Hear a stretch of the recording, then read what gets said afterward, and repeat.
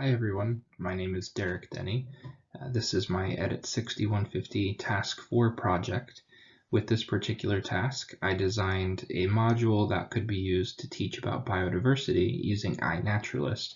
This piggybacks off of my project from Task 3, in which I talked about the Seek app, which works with iNaturalist. So the reason that I decided to talk about biodiversity is that traditionally biodiversity is this concept that is taught in classrooms. Sometimes there's the discussion about it and then students are tested. That's generally the approach that teachers take with it.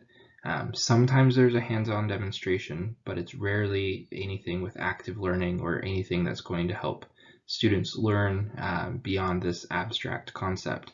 And that's something I wanted to incorporate technology with to be able to overcome this problem.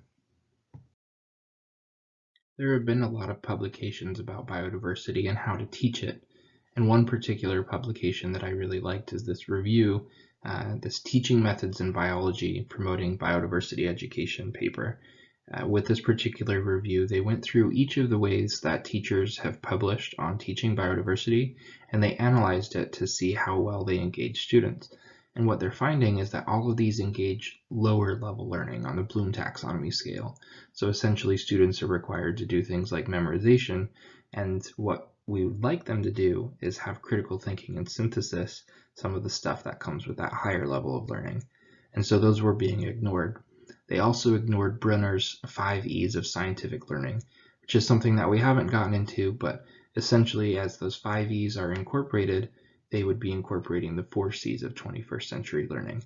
So the main takeaway is that as biodiversity is being taught, most people are ignoring the ways that can help students really learn this information. So I designed this module around the 4 C's of 21st century learning. With this particular module, I want students to go outside and work together to identify organisms. So that would be some collaboration that's going on. I want them to be creative in the way that they journal this information. So I would require students to keep journals on iNaturalist, and they can be creative about how they write about it, whatever it is that they've learned. Obviously, there's communication involved when they're collaborating with others and when they're writing their journal entries. And then ideally they're using critical thinking skills as they're going out and piecing together how these organisms fit together in an ecosystem and all of the different facets of diversity that they're seeing. So the first step in completing this module is creating an account on iNaturalist. Whether you're an instructor or a student, you would need to create an account. So here I've created one. You can see observations of plants that I'm following. You can see observations that I've made. You can look at my profile where you'll be able to see kind of a summary of the information that I've done, any journal posts, things like that I have. Then you can go to projects and see the projects that I've joined. So here I've created this project about biodiversity around Athens. And here you can see a summary of everything that's been going on. So you can see there's been 33 observations, 27 species. You can have a leaderboard where you can show who's observed the most species. You can look at stats, kind of see where everything has been observed from, which is kind of fun. And then you can also take a look at all of the recent observations and the photos of organisms that other people are posting. So here there's this toad that someone's found. Let's see what else we got. It looks like somebody found a blue skink, 5-lined skink, I guess. So yeah, lots of cool things at this project tab, and this is something that everybody who's part of the project would be able to see. You can also look at the most observed species, but then you can start to break it down and get into more individual stats. So here's where you can see things like the total number of, like, say, arachnids or amphibians, birds, whatever it is that you're looking for.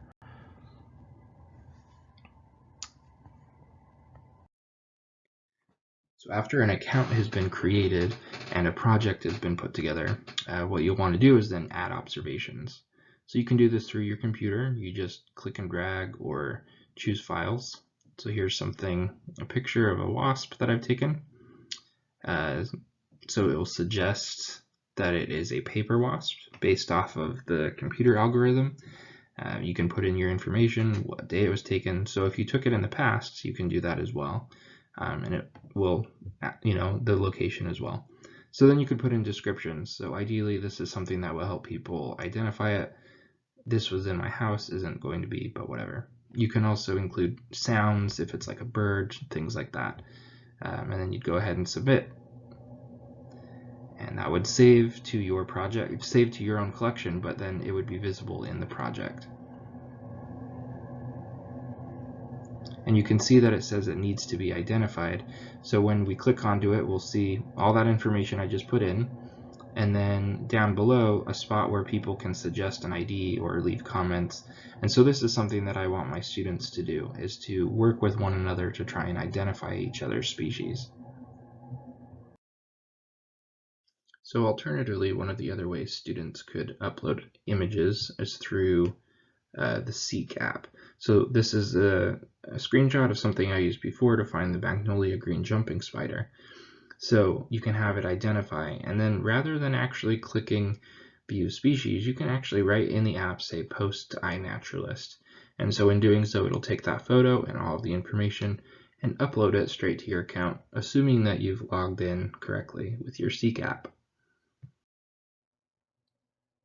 So beyond just observations, I also want students to use the journal feature. So here I have this observation I've made of a skink that I found in my driveway. So I uploaded it. I wasn't sure what it was beyond just a skink. People suggested that it was a Plestiodon is the genus. And so a couple people said that. So what I did is I went and started looking into it, and I found more information. So I was able to write up this little journal entry in which I learned new things.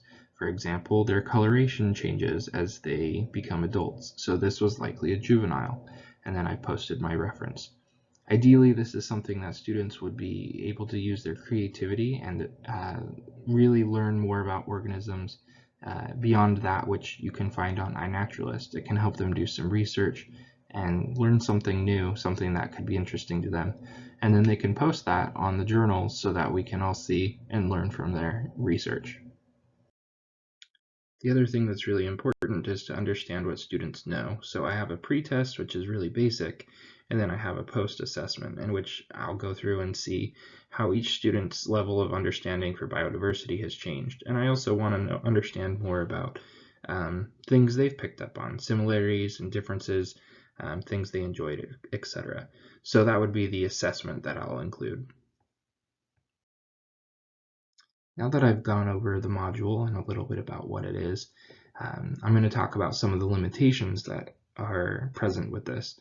So one of the things is that it requires a computer or a mobile device, and this can be problematic for some classrooms. They may not have access to that. With the class that I teach at Biology 1108, we require all of our students to have some sort of internet-enabled device because the lab manual is only available online. So this is something that would be pretty feasible for my classroom, but may not be for yours. It also requires instructors to know local species. As students get stumped on things, you can help provide direction or give them resources that can help them. And this requires a little bit of information, helping you know what's going on with that. There can also be a learning curve as you start incorporating this new technology into the classroom. iNaturalist is luckily really easy to use and has a lot of forums and frequently asked questions and things online. But this can be something that requires spending some time and really getting to know it before you use it. But overall, I think that the limitations definitely are not obstacles that keep you from doing this module. And so hopefully this biodiversity module or something similar like this can be incorporated in a classroom and help students really learn what biodiversity is and make observations without it having just being a boring lecture. So thank you for listening, and I hope that you've enjoyed this. Have a good one.